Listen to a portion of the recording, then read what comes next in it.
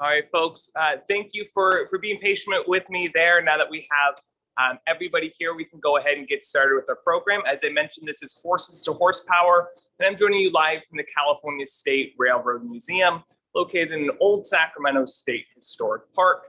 And we are standing in the Transcontinental Railroad Gallery, the very first gallery you get to see if you come here to the museum. And this depicts the building of the nation's very first transcontinental railroad. And that's what we're going to be talking about here today. We're going to be learning all about how the Transcontinental Railroad was built, all the struggles that people had in building it, and how it still impacts our lives today. Before we get started with all of that, I do want to go over some of our Zoom tools and how you'll be able to interact with the program while you're here today. Because this will be interactive, it won't just be me talking at you the whole time here. So one of the ways we want to get to know you a little bit better is through our poll questions. Throughout the program, I might ask you what you would have done if you lived in the past, the time we're talking about in the 1800s, and if your decisions would match up with what people actually chose to do. So to test that out, I want to get to know our group a little bit better. So our first poll question is a bit of a personality quiz. So we want to know, if you were a part of a train, which part would you be? And some of you will have individual devices and you can just vote directly on these poll questions. And some of you won't have individual devices and you can just raise your hand, and that way you'll know as a class which one of these are most popular. All right, so I'm going to read through these and then we'll go ahead and do the raise hand thing. So go ahead and let's see. So locomotive, because you're a leader and you bring the power. You could be the dining car because you like to make others feel comfortable and happy. You could be more like the caboose because you like the scenic view and enjoying the journey. You could be a little bit more like the wheels because you're energetic and you're always on the move. Or last but not least, you could be a bit like the sleeper car because you know the value of a good night's sleep. Plus it is pretty early this morning. You might be a little tired. So if you don't have an individual device, we'll actually just have you tell the person next to you. That way we can move things on a little bit faster here. But go ahead and let the person next to you know which one of these sounds the most like you. If you have an individual device, go ahead and vote for me. And teachers, if you want to enter as well, that's okay. Let's see. All right, let's go ahead and see our results. And it looks like a decent mix here between the wheels, the caboose, and the sleeper car. So a nice mix of people here wanting to enjoy the scenic route. Some people are energetic and some people are a little tired today. All right, well, another way we'll be interacting with you is through the raise hand feature. So at the bottom of your screen, you'll see a button that says raise hand. We might ask you to push that if you've experienced something similar to people in the past that we'll be talking about today. If you don't have an individual device, you can do it the old-fashioned way. Just raise your hand, and then in your class, you'll be able to see how many of you have experienced this thing. So to start that off, we're going to be talking about people riding trains today. So if you've ever rode on a train before, that includes the subway, light rail, even the monorail at Disneyland will take it, anything on a track, go ahead and raise your hand.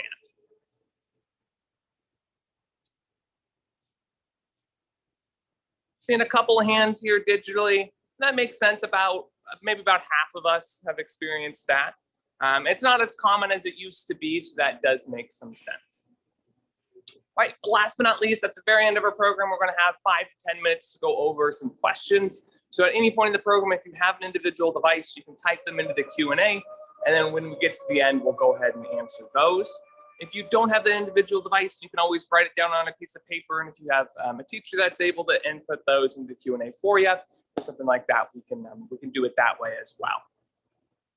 All right, well, now that you know a little bit more about the webinar, we can get back into the content of the program, the building of the nation's first transcontinental railroad. I'd like to see by a show of hands, how many of us have heard the word transcontinental before? How many of us kind of have an idea of what that means? It's not a word we hear every day. That's in some of us. Well, transcontinental just means across a continent. So a transcontinental railroad is any railroad that stretches from one side of a continent all the way to another. So it doesn't mean the very first railroad in the United States. There were actually a lot of railroads over on the East Coast before the Transcontinental Railroad was built. They had plenty of networks covering things in New York and Ohio, places over there on the East Coast. But there really wasn't that much here in California. So when we're talking about the nation's first transcontinental railroad, we're talking about a link between the East and the West Coast so that now you can get from New York all the way to California or from California all the way to New York much, much faster, safer, and cheaper than ever before. The United States wanted a transcontinental railroad so bad they hired two different railroad companies to build it, working on both ends. So we had the Union Pacific starting in Omaha, Nebraska. They built out towards California, eventually stopping in Utah. And then we had the Central Pacific, which will be the focus of our program today. They built from right here in Sacramento all the way to Utah, working from the west going towards the east. So as you might imagine, building a transcontinental railroad takes quite a lot of work. It took over 20,000 railroad workers and over 6 years of hard work to complete. Here at the California State Railroad Museum, we like to say that our lives are made of railroad stories, and we tell the stories of the railroad through the stories of people. So we have a total of 3 video stations for you here today, all focusing on the Transcontinental Railroad, the people that made that possible, and how it impacts people today. And the first one we're going to jump into here is about Theodore Judah, whose dream for the Transcontinental Railroad changed life in America forever. And you can actually kind of see, if you see that guy in red all the way down there, that's our mannequin that's supposed to be Theodore Judah. So if you come here in person, you'll actually get to see a model of what he may have looked like. So I'm going to go ahead and launch this first video. Give me 1 second here, and we'll go ahead and get started.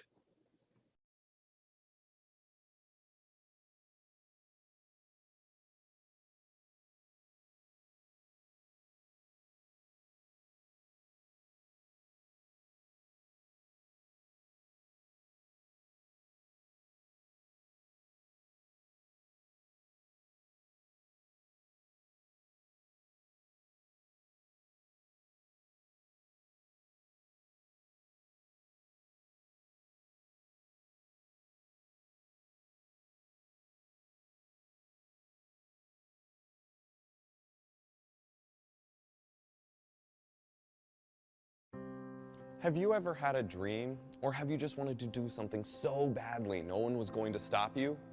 Well, that's how Theodore Judah felt about building the Transcontinental Railroad. It was his dream to build it, and no one was going to stop him from doing so. But what is the Transcontinental Railroad, and why was Judah's dream of building it so important? Well, for one thing, California had just had a gold rush, and people from all over were coming to California to try and find their fortune. But at the time, there were only 3 ways you could get here. The first way was to walk or ride a horse all the way across the entire country. This could take anywhere from 6 to 8 months, and it was very difficult to travel this way. Many people didn't survive the trip west. Another way you could get to California was to board a boat in New York and sail all the way down around the bottom of South America and back up to California. This trip also took about 6 months.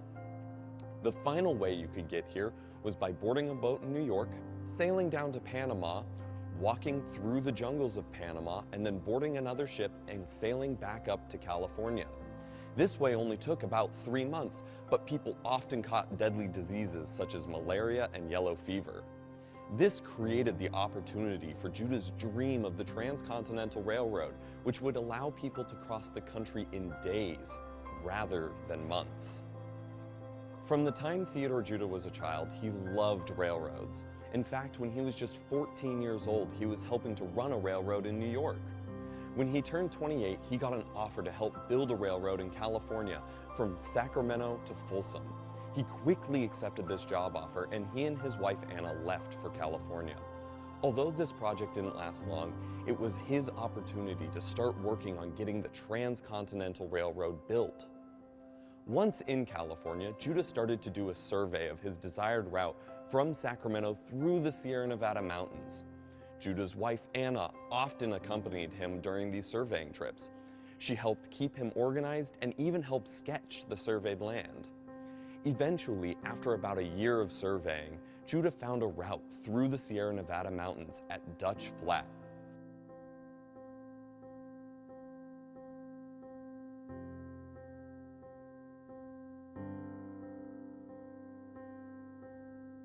Judah went to the Congress in Washington, D.C. to try and get funding to build this railroad. But unfortunately, this attempt was unsuccessful due to many different opinions on where this route should actually be.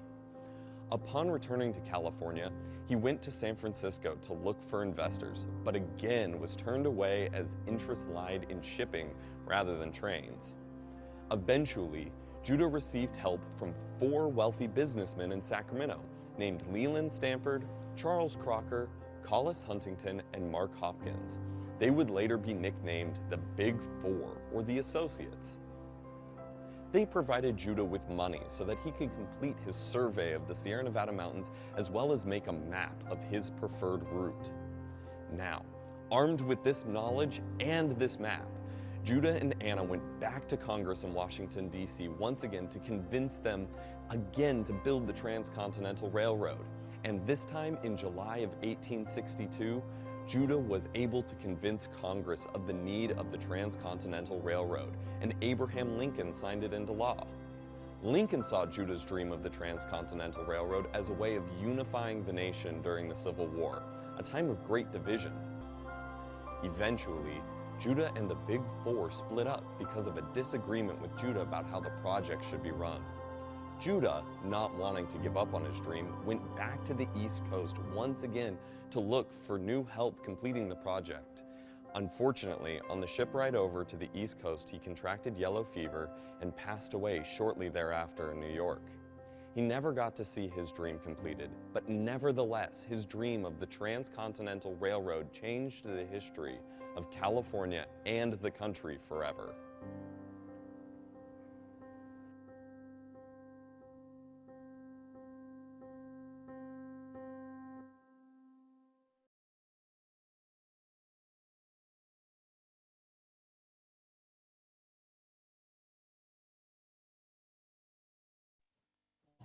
All right, folks, welcome back. In that last station, oh, 1 second. All right, there I am. In that last station, you learned about Theodore and Anna Judah hiking through the Sierra Nevada mountains, surveying, and eventually finding that route through to make the Transcontinental Railroad possible, connecting it to Sacramento. One thing those videos didn't mention, because we just found out about it and we have a brand new exhibit all about it, is how important Anna Judah's paintings were to that as well. And we actually have a couple on display here. So if you see the ones on the left and the one on the right here, those are depictions of the Sierra Nevada mountain range, things like Donner Lake, Lake Tahoe, Yosemite. Those are all parts of that mountain range. Very beautiful place to be. That's why we still visit them today. But while she was hiking and surveying with Theodore Judah, she was making these watercolors. And she brought those along when Theodore and Anna Judah went to Congress asking for funding for the Transcontinental Railroad. And these paintings helped show how important it would be to get a railroad route to the Sierras. They saw how beautiful the paintings were and they wanted to see it in real life. So that was important to that story as well. All right. Other thing you heard about in the Sierra Nevada mountain range was how strong the rock was. If you've ever been to the Sierra Nevadas, you might recognize a rock that looks sort of like this. This is hard granite rock. If you haven't been to the Sierras, you might still recognize it. We use it a lot in things like kitchen countertops because it is very strong and very sturdy. It's very difficult to break granite. And that's great for making dinner every night because we don't want to scratch up our kitchen counters, but it's not so great if you're trying to build a railroad big enough for a train to fit through. So if I move the camera a little bit, the train that you saw behind me last time, that big one, will have to end up having an entire tunnel made for it. You can kind of see that behind me out of granite rock. It was very, very difficult work. So in the next video station, we're going to learn all about who made the Transcontinental Railroad possible by actually building it. So give me 1 second, we'll go ahead and watch that video.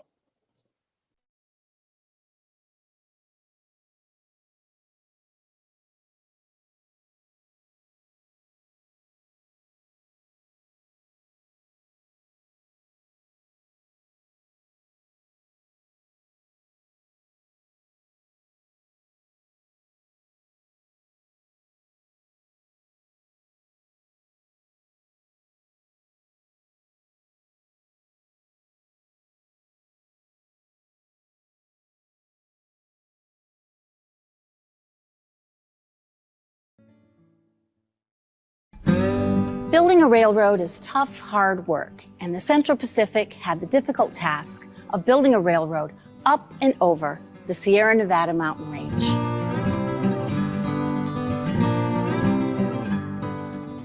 Chinese immigrants made up 90% of the workforce. They graded roads, bored tunnel through solid rock, laid track, and built bridges. They had to cut down trees and clear dense brush.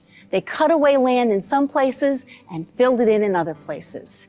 And they did it all by hand because there were no steam shovels, power drills, or tunneling machines.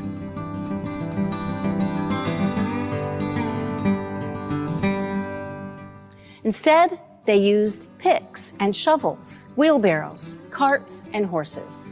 The men worked 10 hours per day, 6 days per week. Work in the Sierra was the toughest of all because of how brutal the Sierra winters were. The winter of 1866-1867 brought more than 40 snowstorms. 40. The snow was so deep, the men working up there built snow tunnels to get around in, but they kept working.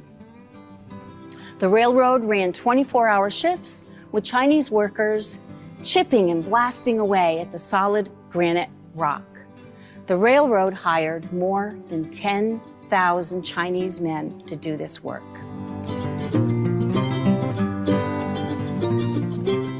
Have you ever tried to break a rock? If you have, you know it's a really difficult thing to do. Well, imagine chipping away at a mountain built of rock and building a tunnel big enough for a train to get through.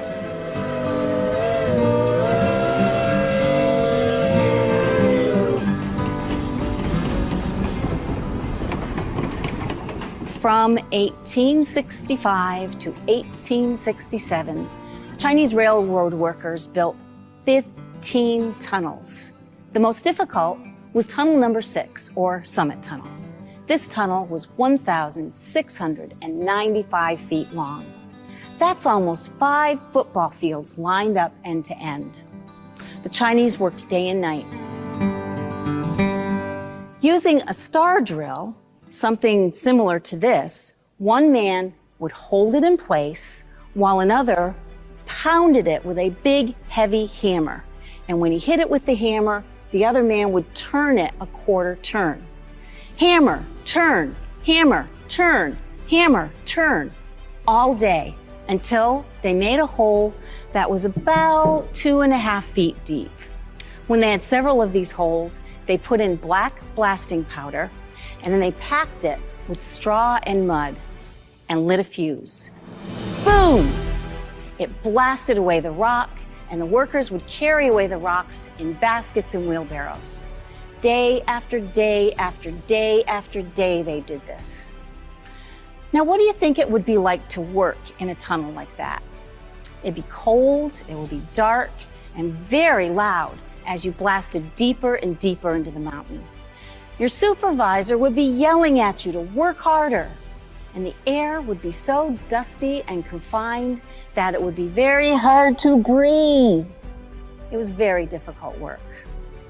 Many of the men died in blasting accidents or in avalanches in the mountains, but the Chinese continued to work hard, and they finished the tunnels in the summer of 1868. By the way, the snow was so bad the Central Pacific built 37 miles of snow sheds, like the one that we have here in the museum. Some people called that the longest barn in the world. Well, for all this work, the railroad paid Chinese workers less than white workers.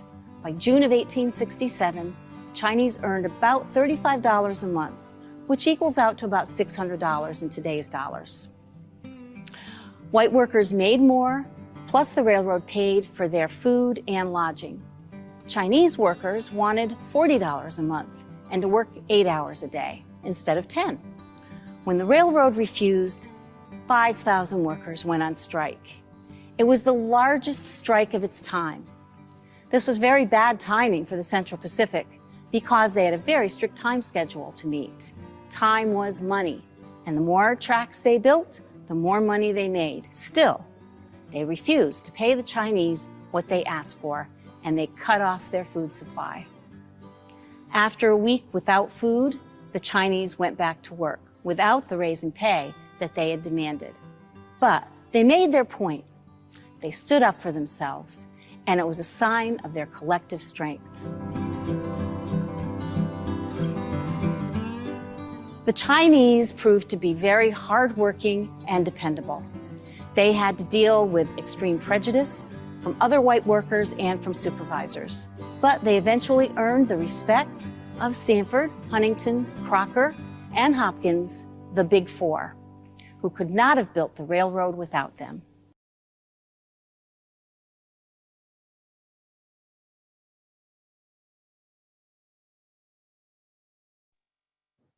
All right, everybody, welcome back. As you heard in that last station, the building of the Transcontinental Railroad was a historic accomplishment that could not have been completed without the hard work of the Chinese railroad workers. And it was such a big historic accomplishment, as you can see from the painting depicting what happened, they had a big celebration to complete the Transcontinental Railroad that was in Promontory, Utah. And that was when the Central Pacific and the Union Pacific finally linked up, creating one Transcontinental Railroad. It could take you from Sacramento all the way to New York, or New York all the way to Sacramento.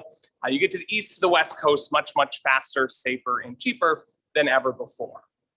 For that Golden Spike ceremony, that was what the big party was called on May 10th, 1869, when the railroad was complete.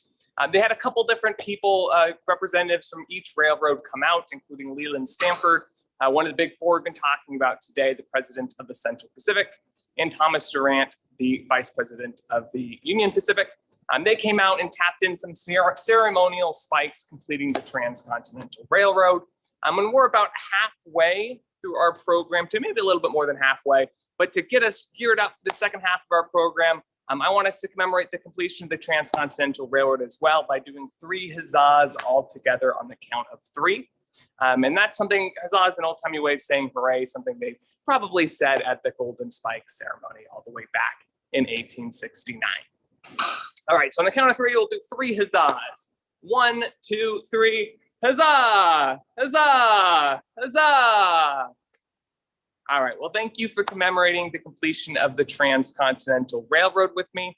Now I want to talk a little bit about what happened to people after the Transcontinental Railroad was built. So after the Transcontinental Railroad was built, all these workers that had been putting their lives into building it had to go out and figure out what they wanted to do next. That's going to be our next poll question here.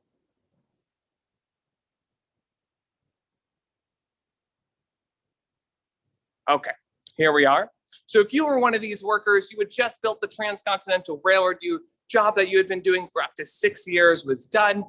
What do you want to do next? You could choose to return to China. As we mentioned, many of these railroad workers came from China originally, so maybe you wanted to go back there. You can move into a different type of work in California. Maybe you really like working in California, but you don't want to work for the railroad anymore. You can do that.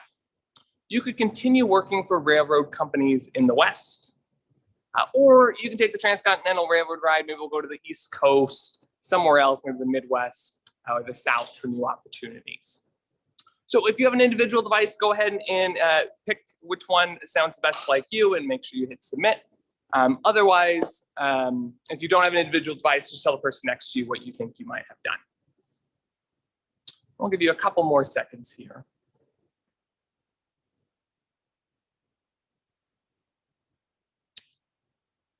All right, let's see the results. Looks like one of us wants to go return to China. That is a thing that many folks who could afford that very expensive trip decided to do. Let's see, move into a different type of work in California. That was very popular as well. Things like mining, agriculture, manufacturing. Those were all industries that these workers moved into.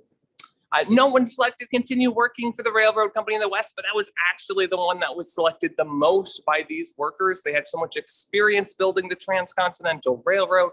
They took that experience and started building other railroads, branching off from the Transcontinental Railroad, connecting it to new places, but also entirely new Transcontinental Railroads as well, connecting Southern California over to the East Coast. And I know we have some classes from Southern California, so that's important to you guys down there. And then up north in Canada, eventually a lot of these workers eventually built the Canadian Transcontinental Railroad as well. All right. And then last but not least, taking the Transcontinental Railroad somewhere else for new opportunities. That certainly happened too. So as they moved into these different areas, industries, and places, discrimination towards these workers continued. The discriminatory situation they faced working for the Central Pacific was not unique to the Central Pacific. This is something they faced before they started working for the railroad and after, as we mentioned, moving into these different places and industries.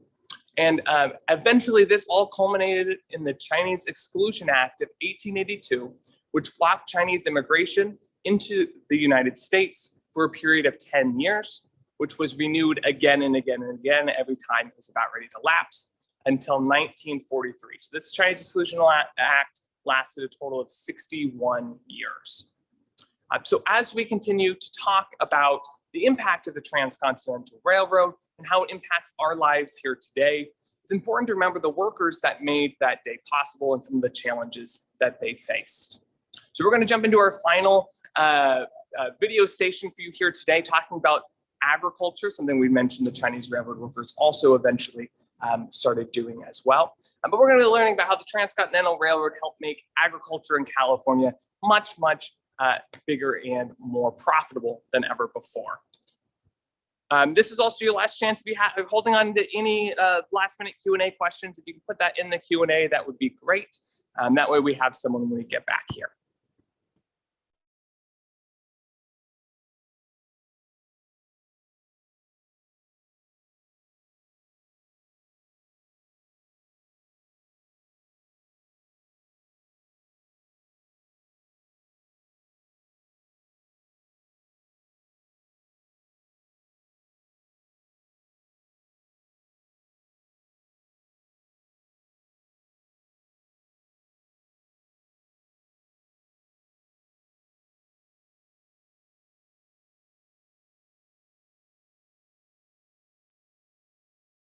At our last stop on the tour, we're going to talk about two things that had a powerful impact for the railroad in America: the refrigerator car and California agriculture. After the completion of the Transcontinental Railroad, hundreds of people could travel by train from New York to California in about 7 days. What do you think California could send back to the East Coast? It wouldn't make much sense to send back empty train cars. How about produce? In California, the milder climates allow us to grow lots of produce year-round. Fresh fruits and vegetables like lettuce, broccoli, and oranges could be all packed into these empty boxcars and travel by rail back east. This opened the market for California farmers to feed the nation. After a week in a boxcar, the produce wouldn't be so fresh. Imagine eating a salad that was made from lettuce that was sitting out in your countertop for a week. It would get wilty, slimy, and no amount of ranch dressing would fix it. The refrigerator car would fix this problem. In the late 1870s, the refrigerator cars were introduced to the railroad. These are boxcars cooled by big blocks of ice cut from frozen ponds in the Sierra Nevada mountains. The ice would help California produce stay fresh a little longer. You're all used to it now, but really think about how this would change everything in the 1870s. Now let's pretend that we're visiting New York City in the 1870s. It's winter time and we're looking for a restaurant for dinner. Most of the menus that you would read would offer preserved produce like spinach or maybe peaches. The restaurant next door visited the farmer's market at the railroad station. Their menu has salad with fresh lettuce, tomatoes, along with fresh strawberries and cream for dessert. I would want to eat fresh produce over canned. This was a game changer. You're used to it now, but think about how that changed everything in the 1870s. Today, you could travel anywhere in America, even the world, and find fresh fruits and vegetables. The refrigerator car was a pretty good system, but still, things change and improve over time. In comes the story of our next innovator, Frederick Jones. Frederick was the child of a black mother and white father. He lost both his parents by the time he was 9 years old. What Frederick was able to do over his career without the support of parents or even a formal education is truly amazing. As a young man, he held a variety of technical jobs: a foreman at a garage, a mechanical engineer, and a sergeant in World War I working as an electrician. He taught himself mechanical engineering and picked up his other skills on the job.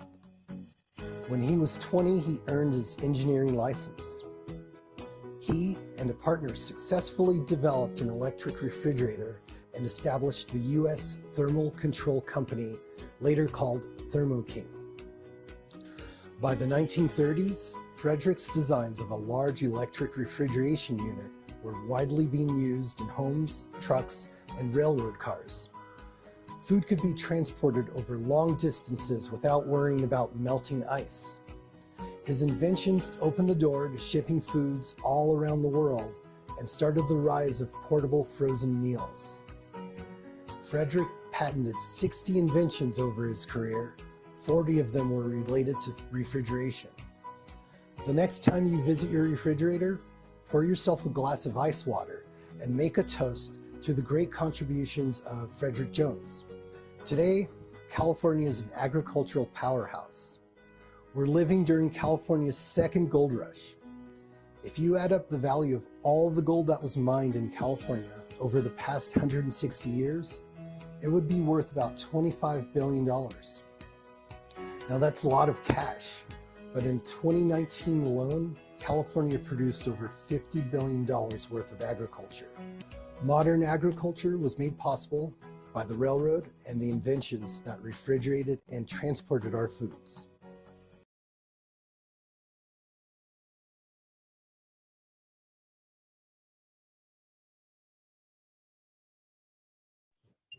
All right, folks, welcome back. We are in the Great Hall of the museum. Give me 1 second. There we go. Camera's back on.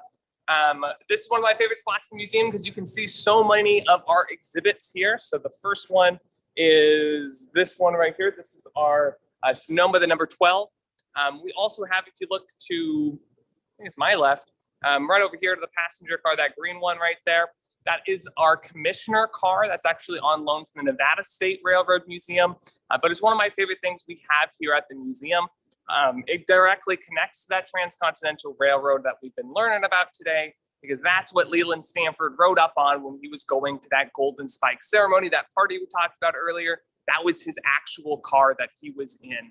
And we have it here at the museum. So if you come to Sacramento, definitely come and check out all of our exhibits, but especially that one, because that is here for a limited time for the next 2 years or so. Let's see here. We got a couple of questions. If you've been holding on to any questions, this is a good time to put them in the Q&A. Let's see what else we got. We got a question asking if the Transcontinental Railroad still operates today. And yes, you can still get across the country by railroad if you would like. Obviously, it's less popular today than things like airplanes and cars, but the route does still exist. The Golden Spikes here at the Railroad Museum. It doesn't go on display until exactly 10 o'clock because it is a very historic artifact, so I can't show you it, unfortunately. But if you come here to the Railroad Museum, when we are open, it's there and available for you.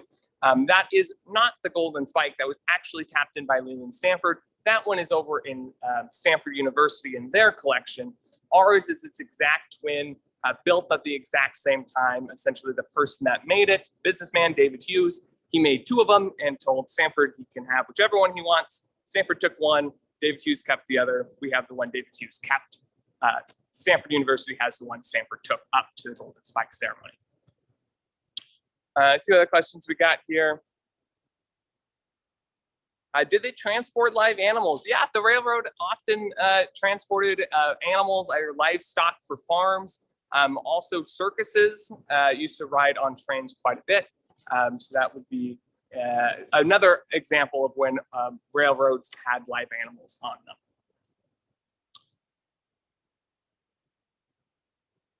We got some questions asking about the size of locomotives. How big can one be? How small one can be. So one thing I like to point out, especially since we're right here, this over here to, I think it's my left again, is the cab forward. I can actually walk over there a little bit.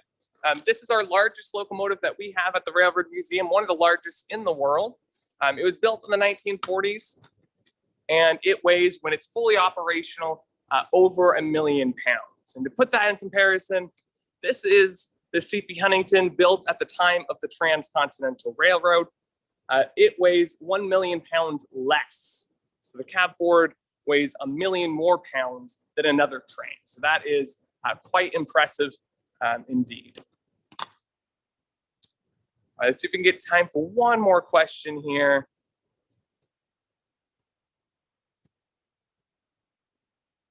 Are you allowed to get close to the trains if you come and visit? Yes, you can get super close to all the trains. There are no stanchions around most of our trains. There are a couple, like for the C.P. Huntington, but you can get pretty much as close as you would like, as long as you're not climbing on any of our other locomotives. In fact, you can go inside some of them. So if you come here to the museum, you can climb up these stairs that you can see over to my right, and you can go inside the cab of the cab forward and pretend that you are one of the engineers that worked on this big machine.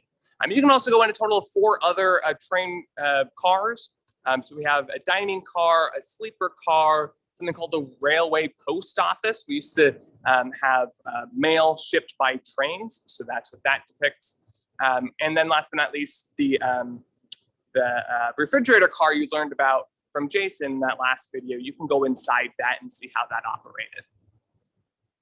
All right, well, thank you all for joining us on this journey today, learning about the Transcontinental Railroad and how it impacts our lives today. If you are in the Sacramento area, I do hope you come and visit us. If you are in the 4th grade, you actually can get into the museum for free, and that would include your whole family. And you can do that by signing up for something called the Adventure Pass. So if you're in the 4th grade, let your parents know to sign you up for the Adventure Pass and take you to the California State Railroad Museum or any of the other 18 parks within that Adventure Pass system. They're scattered throughout California, so there's a very good chance that you are somewhere near one of those Adventure Pass parks. And teachers, all of our in-person field trips are free this year, so if you're near Sacramento, this is a great place to bring them. All right, well, thank you all so much. I hope to see you in person one day.